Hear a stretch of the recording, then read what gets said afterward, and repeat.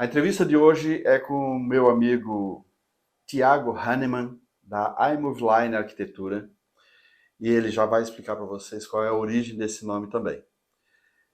Em princípio, o que eu posso te dizer é que é um prazer muito grande te receber no nosso Conexão 893 e eu tenho certeza de que você dará contribuições importantes, assim como já deu num dos episódios da série Empreender Arquitetura, lá do Carlos Santa Catarina. Então, Tiago, seja muito bem-vindo ao nosso programa. Obrigado, Enio. Com muita satisfação que eu participo aí dessa entrevista. É uma conversa, na verdade, né? E, de fato, né, a gente já teve aí outras conversas, outras participações já de longa data. E é sempre um prazer aqui poder difundir aí ideias, difundir conhecimento e poder demonstrar um pouquinho do meu dia a dia também, né? Acho que isso é importante até para toda a profissão, os colegas, é isso aí. E qual é a origem do nome iMoveLine? A gente estava conversando antes até. Foi uma brincadeira, né? Eu tenho mais dois sócios, então a gente conversou. No início ali existia uma brincadeira, né? De separar, inclusive, esse nome, I Move Line, então eu movo linhas. Basicamente uma brincadeira que pegou, ficou o nome, acabou ganhando corpo aí, e a gente decidiu até manter. Então é uma brincadeira com o nosso programa na época, que a gente movia as linhas, projetava em cima de linhas, né? Então aí essa brincadeira. Ah, que bacana. E o que faz a iMoveLine? Legal. A gente atua especificamente com arquitetura residencial. Então a gente está falando aí de residências, projetos de residências e projetos de edifícios. A gente se especializou nisso. Fazemos toda a parte de aprovação desses projetos também, né? Então todo o trâmite legal necessário. E a gente tem muitas parcerias para entregar um pacote completo, que isso é também, assim, de certa forma, um valor que a gente entrega para o cliente. Onde eu falo parcerias, leia-se os engenheiros, eles são nossos colegas e a gente sempre oferece um pacote completo, seja para uma casa ou para um empreendimento maior. E algum projeto bacana aqui em Balneário Camboriú que o pessoal conheça?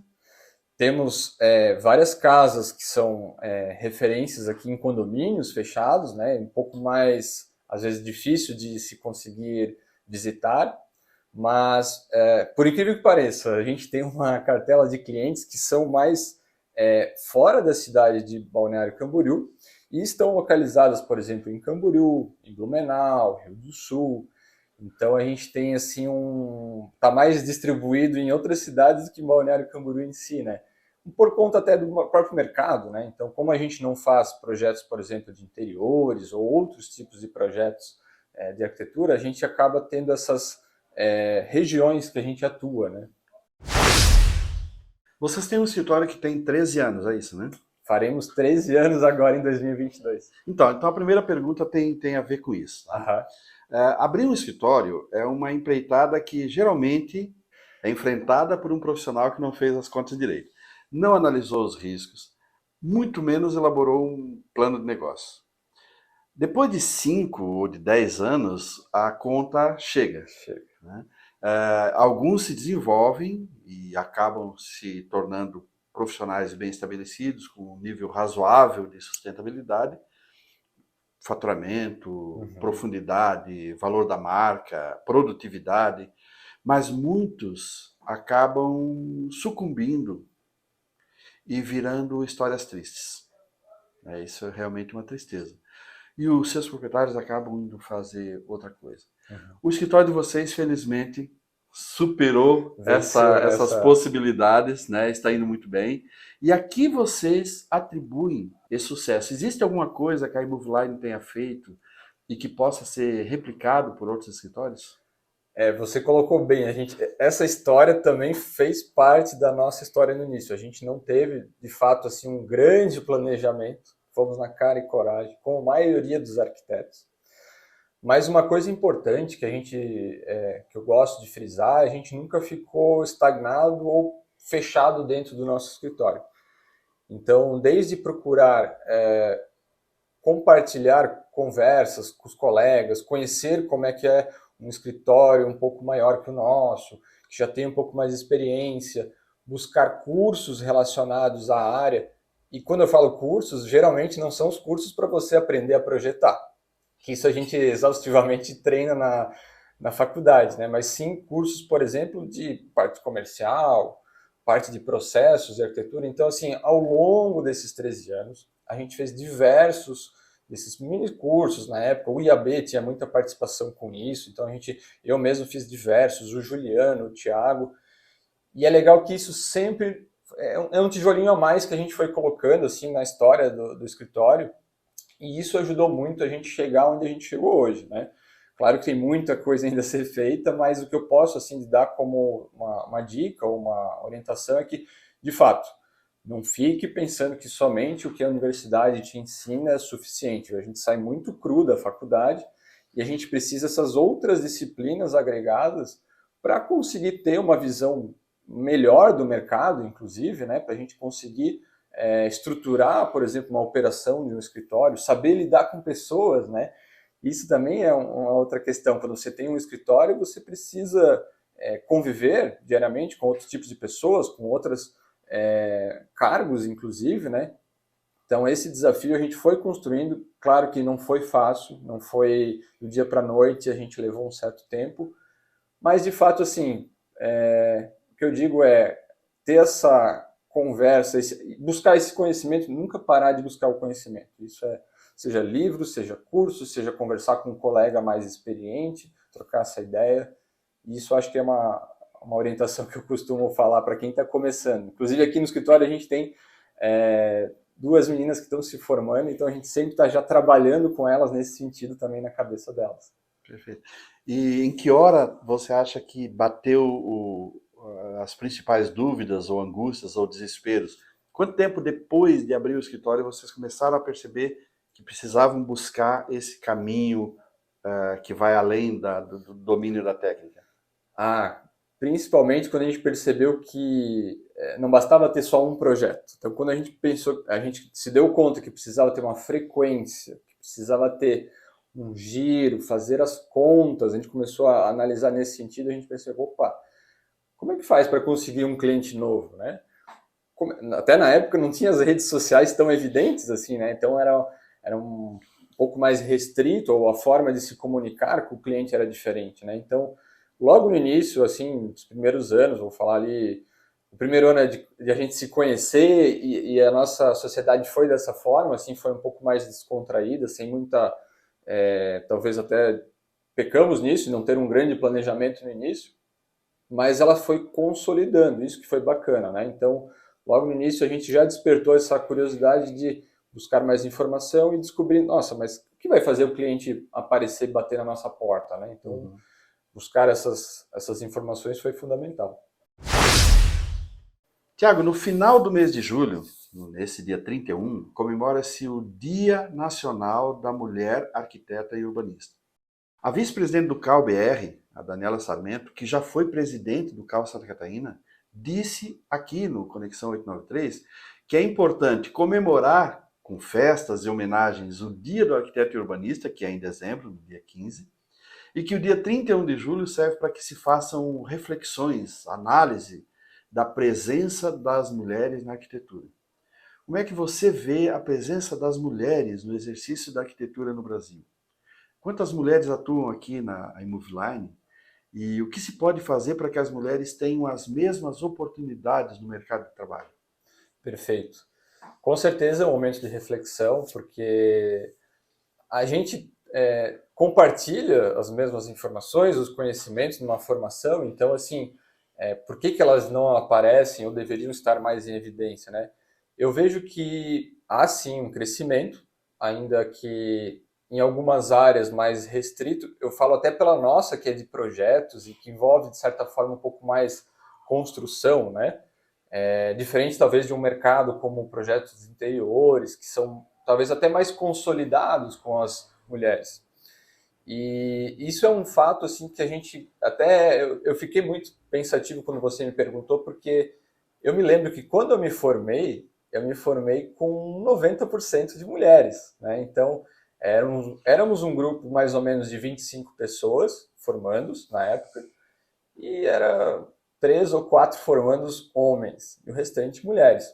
E olhando para trás, olhando para frente agora, onde elas estão, eu vejo que elas se consolidaram bastante no mercado de interiores, né?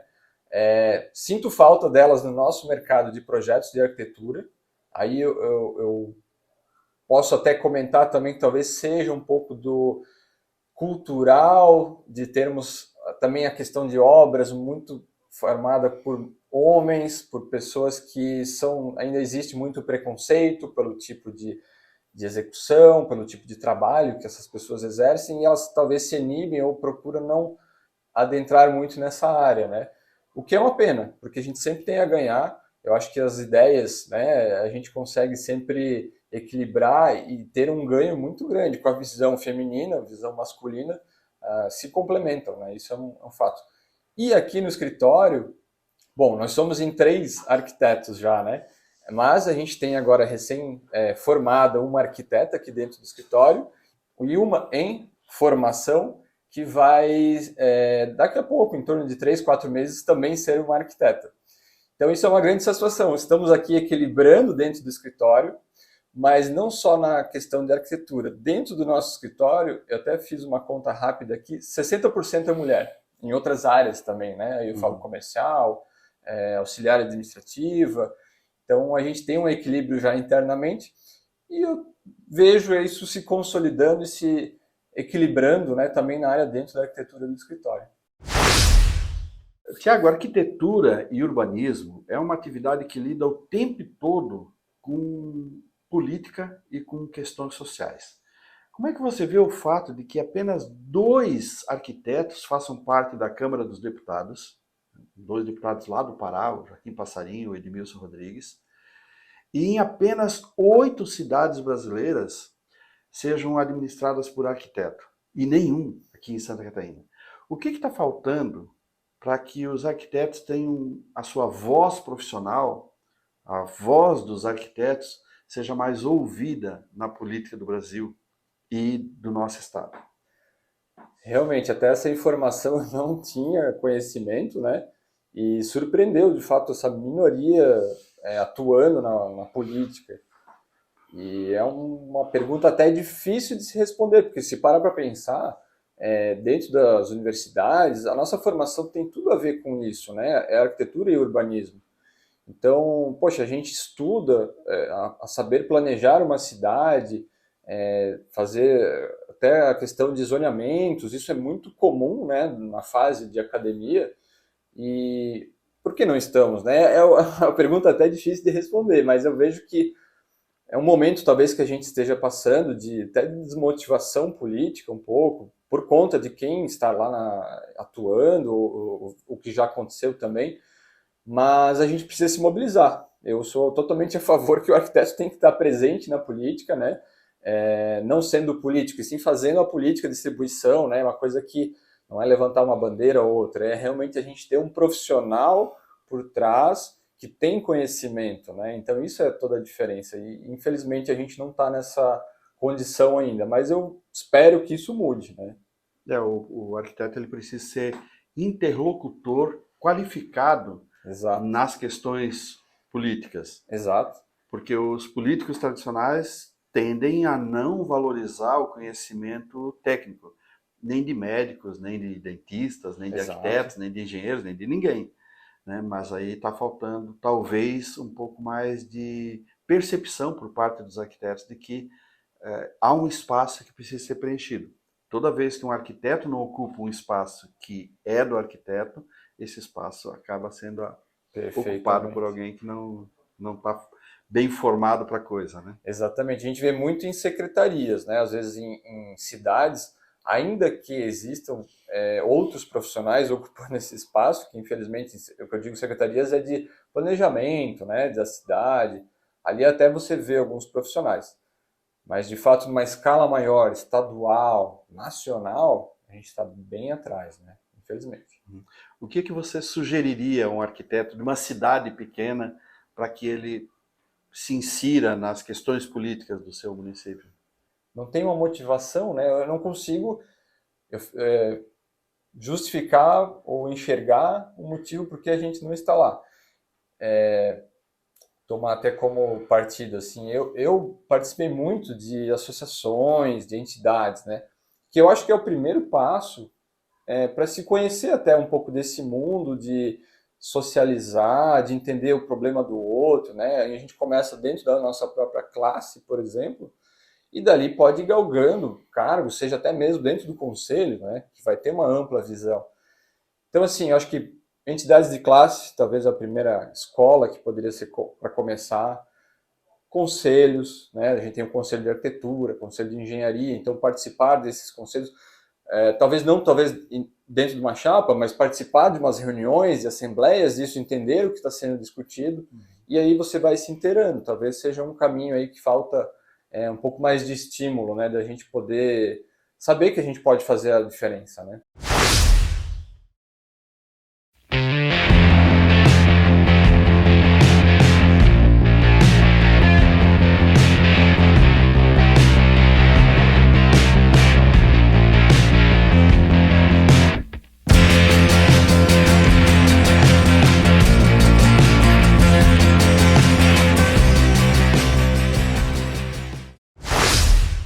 Uma sociedade entre profissionais é um modelo de negócio bastante complexo e depende de um contrato social que seja bem feito e que garanta oportunidades e progressos para todos os envolvidos.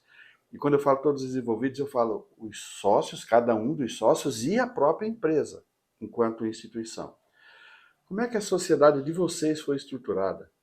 E quais foram os principais obstáculos que foram enfrentados pela Imoviline, e como é que o contrato social e os regimentos internos, as regras internas de vocês, contribuíram para que essas questões fossem enfrentadas com sucesso? Assim, como todo escritório, quando inicia, a gente não sabe por onde começar, então mais do que nunca a gente procurou uma orientação profissional, né, para montar, por exemplo, um contrato social. Era uma coisa que não fazia parte do nosso conhecimento, então a gente, naquele momento, absorveu as informações e, principalmente, né, nessa montagem tem que haver muita discussão interna e entender o ponto de cada sócio, né?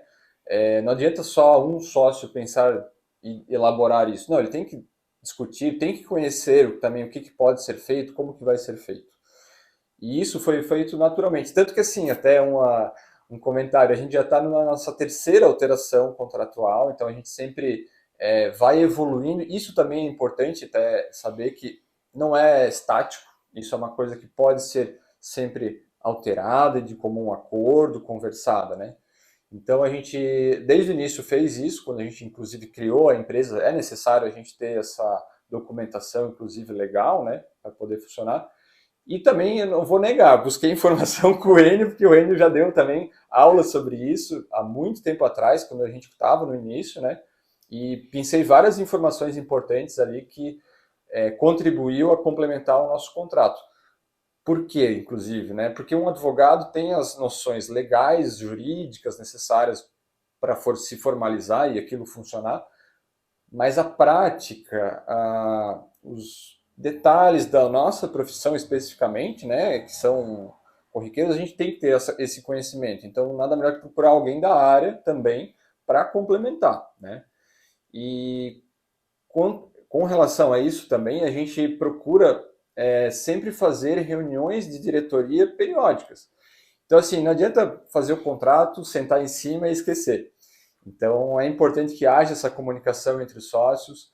Ao longo desses 12, 13 anos que a gente está fazendo, a gente continua fazendo reuniões periódicas, porque a gente entende que, nesses momentos, a gente tem que discutir coisas específicas da empresa, do modelo nosso, né?